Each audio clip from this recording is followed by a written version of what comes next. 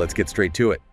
Your head's a mess, stomach's churning. Mm-hmm. Yeah, classic breakup aftermath. Mm-hmm. Don't mistake that for weakness, all right? Mm-hmm. It's your body's hardwiring kicking in. We're not here for, feel-good platitudes. No. This deep dive cuts through the noise, giving you a no-bullshit route to taking back control of your mind after a breakup. Subscribe now if you're ready to get your head straight. It's really crucial to understand that the anxiety, the obsessive thoughts, they aren't some, abstract emotional failing. Right. They actually have a concrete biological basis. When a significant bond breaks, your brain basically registers it as a major loss. It triggers this primal alarm system. Like a grenade going off in your head? That's a good way to put it, yeah. It releases this flood of stress chemicals. A grenade of just pure, relentless anxiety. And what does your body do when it senses a real threat?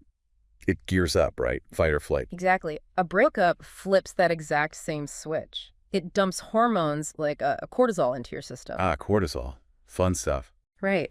And that racing heart, the tightness in your chest, the constant mental churn, these are tangible physical responses to this hormonal surge. It's not just in your head, in the way people usually mean it. So these physical reactions aren't me just being, overly sensitive or weak. No, not at all. Your physiology is genuinely responding to what it perceives as danger.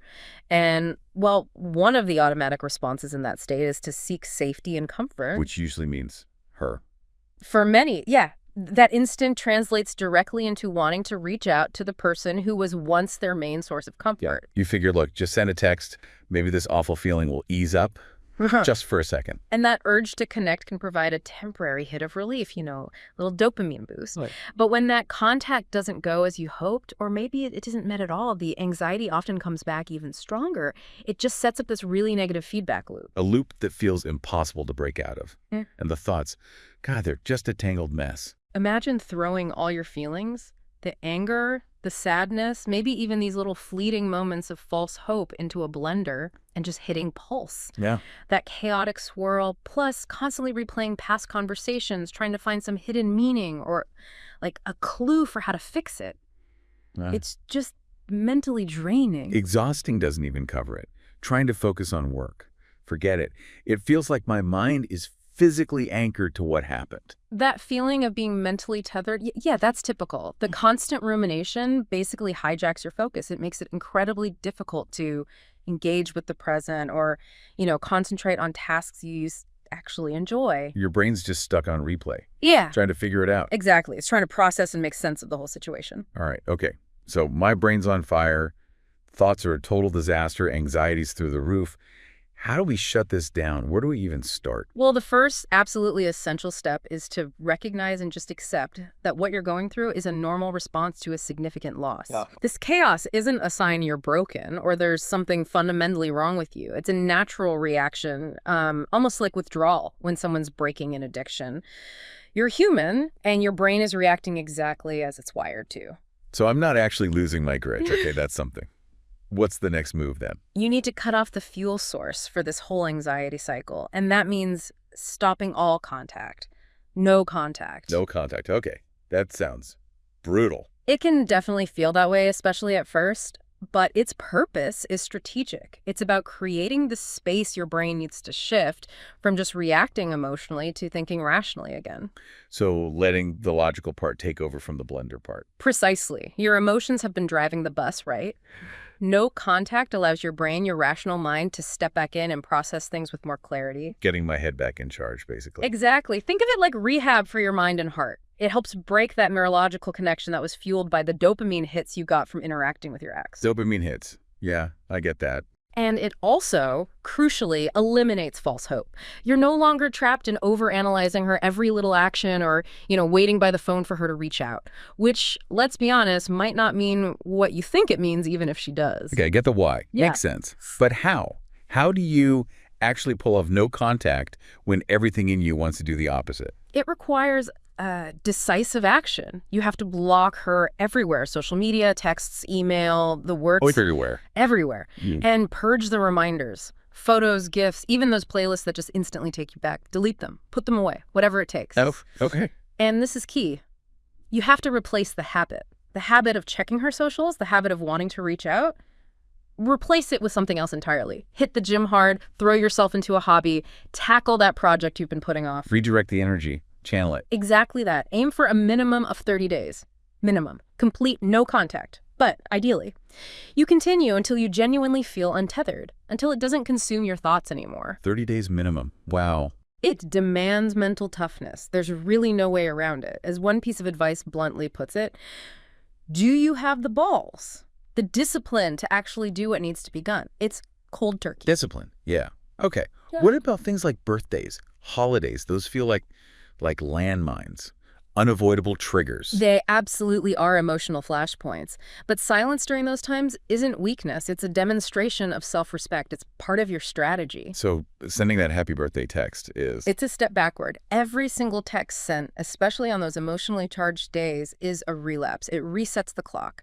And hoping she might reach out on those days, that becomes like a mental handcuff, just keeping you chained to the past. Just complete radio silence, even when every instinct is screaming at you. Yes, the discomfort you feel during no contact, that's actually part of the healing process. It's like detox. Detox. Okay. Every urge you resist builds your mental fortitude. It reinforces your control.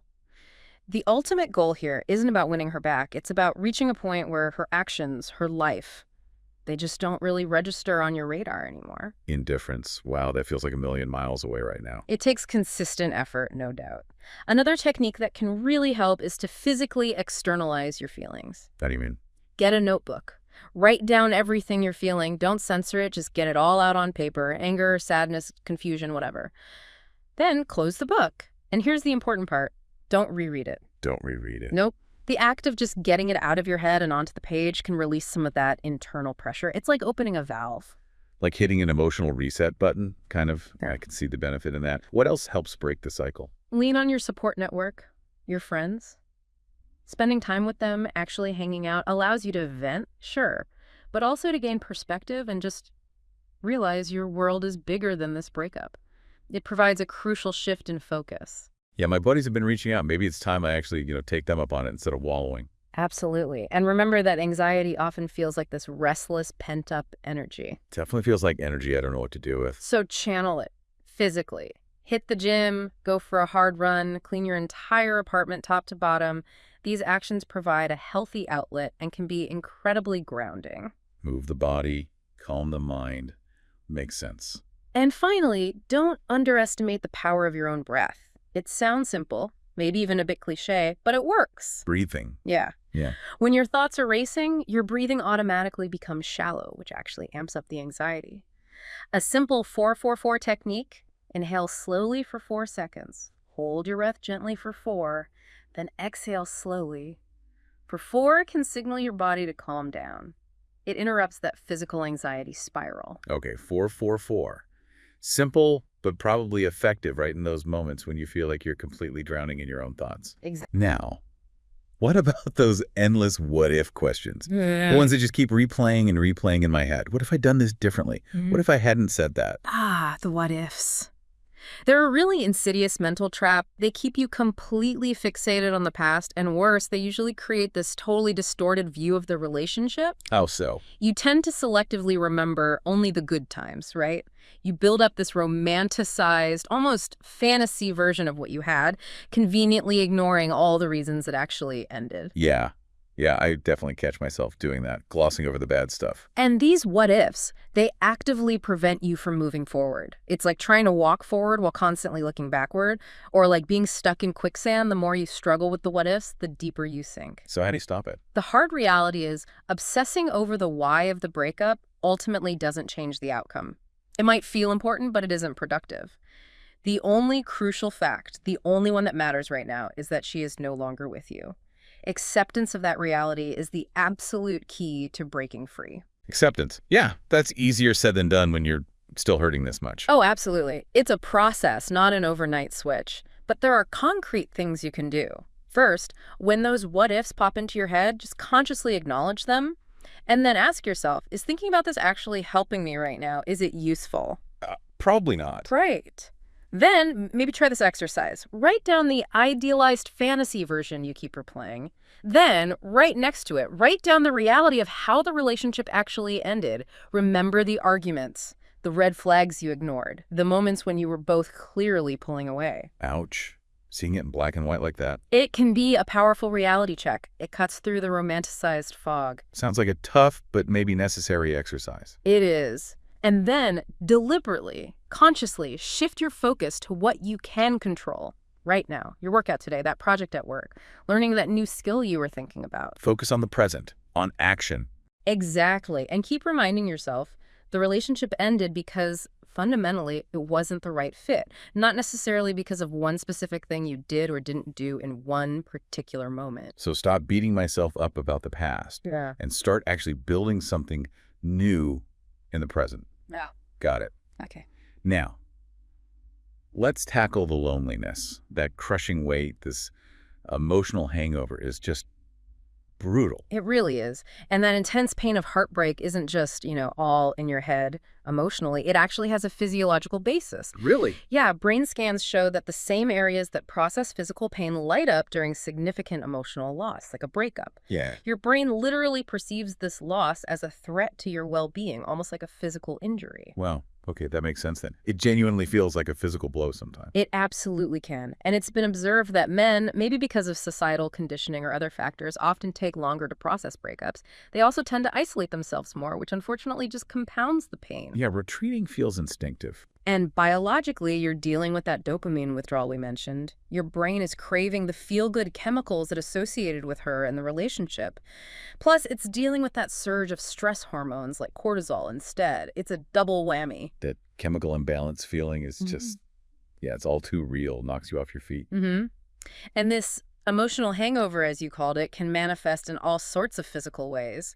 Disrupted sleep, huge changes in appetite, constant headaches, muscle tension, even stomach and digestive issues. Feels like my whole body is just out of whack, turning against me. And in this really vulnerable state, your mind can start playing tricks on you. It feeds you these incredibly negative and frankly untrue statements. Things like, I'll never find anyone again, or there must be something fundamentally wrong with me. I'm unlovable. Ugh, those thoughts definitely creep in. Yeah. Especially late at night when it's quiet.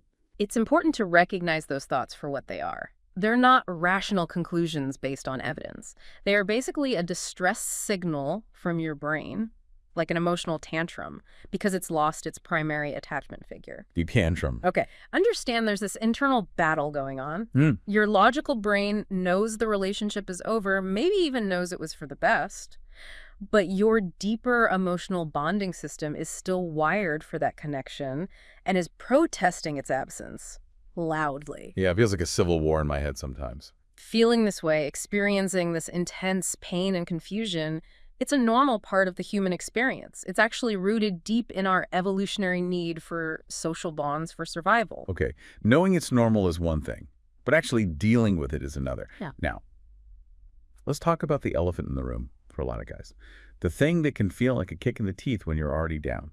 Which is? Seeing her move on, especially if it seems fast, like really fast, with someone new. Ah, yes, that can feel incredibly painful, absolutely. Like salt in the wound when you're still reeling. Exactly. How do you deal with that? Okay, here's a hard truth, and it might sting a bit, but it's important. Her seemingly fast move, it likely wasn't fast for her at all. What do you mean? She probably started mentally and emotionally checking out of the relationship months before the actual breakup happened. You were likely just the last one to realize the relationship was truly over in her mind. So, while I thought we were still in it, maybe trying to fix things. She was likely already processing the end, grieving it in her own way, and detaching emotionally. So from her perspective, moving on to someone else might not feel nearly as abrupt as it looks to you from the outside. Wow.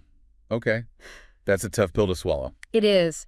And often these quick rebound relationships, they're less about the new person and more about avoiding being alone. It's a distraction, a way to bypass the pain of the breakup rather than truly working through it. So it's not necessarily a reflection on me or what we had? Not necessarily, no. Often she's running from her own discomfort, her own feelings, not specifically running from you or making a statement about your worth. She might just be terrified of facing the silence and the pain. That actually has a grim kind of logic to it. Puts it in a different light. It's crucial to grasp this. While you were still invested, maybe fighting for the relationship, you were likely already fading from her emotional orbit. Her timeline for the relationship's end finished much, much earlier than yours did. Right. My clock started ticking much later. Exactly. Which is why waiting around, hoping she'll realize she made a mistake and come back, that's basically a form of self-inflicted emotional pain. It's like emotional suicide, waiting for someone who has already left the building. Her moving on wasn't some accident. It was a deliberate choice based on where she was emotionally. Self-inflicted pain. Harsh, but probably true if I'm honest with myself. And look, this experience, it happens to so many men. Your story, while deeply personal and painful, isn't unique in this specific dynamic, and that's actually a good thing. How is that good? Because it means there's a well-trodden path out. Others have gone through this exact scenario and come out stronger on the other side. There are strategies that work. Okay. A lot of the discomfort you feel, seeing her seemingly okay without you, happy even, often stems directly from your ego. It's a blow, right? The idea that she can be fine, maybe even better, without you. Yeah, the ego definitely takes a hit. But protecting that wounded ego, dwelling on it, trying to figure out her motivations, that keeps you stuck. You have to recognize that her new relationship might just be a superficial distraction. It might be built on emotional quicksand. She might be using it as an emotional painkiller, not finding true, deep happiness. So her moving on quickly doesn't automatically mean she's genuinely happier or that I was the sole problem in the first place. It could be about her stuff. Precisely. It's far more likely about her own internal process and avoidance than it is about you. Now, let's try and consolidate all this. Let's talk about actionable steps you can take right now to really reclaim your power and start moving forward with discipline. Okay, I'm ready. Lay it out. And hey, if this is hitting home, remember to subscribe to the Deep Dive. We give you these direct strategies to master your mindset every time. All right. First, and this is non-negotiable for your healing. No, contact. Still number one. Absolutely. Every text you send, every time you check her profile, every little attempt to just see how she's doing, it's a setback. Yeah. Restarts the clock on your emotional recovery. You have to eliminate the reminders, purge the digital connections, and fiercely resist that urge to monitor her life. Cut the cord completely. Got it. Her moving on seemingly fast likely just means she started her grieving and processing much earlier than you did. Your recovery needs to be your absolute priority, starting right now, not tomorrow, not next week, now. No more phone checking addiction. Understood. What else? Channel the pain, all that anxiety, anger, sadness, its energy. Pour it into productive areas. Your physical fitness gets stronger than you've ever been. Use it as fuel. Exactly. Fuel for the gym, fuel for your career ambitions, fuel for your personal growth. Focus intensely on rebuilding your physical and mental well-being. That means consistent sleep, even if it's hard at first. Good nutrition, regular, challenging exercise. These are non-negotiables for getting your foundation back. Building myself back up brick by brick. And reconnect with your goals, your passions, the things that made you before the relationship maybe started consuming your focus. What did you want to achieve? Who did you want to become? Get back to that purpose. Time to get back to what actually matters to me, outside of her. That's the core of it. So to wrap it up, acknowledge the pain, don't fight it, but understand the science behind it. Implement strict, unwavering no contact. Stop torturing yourself with what-ifs and living in the past. And focus on rebuilding through action, discipline. Exactly. See this whole painful experience not just as something to survive, but as a genuine opportunity. An opportunity to grow, to forge resilience, to construct a life for yourself that is so compelling, so fulfilling, that the past simply fades into irrelevance. The choice is yours ultimately. Remain stuck in that cycle, or use this fire to become stronger, more focused, and totally in control of your own life. Make the choice. And subscribe now for more insights on taking charge and mastering your mindset.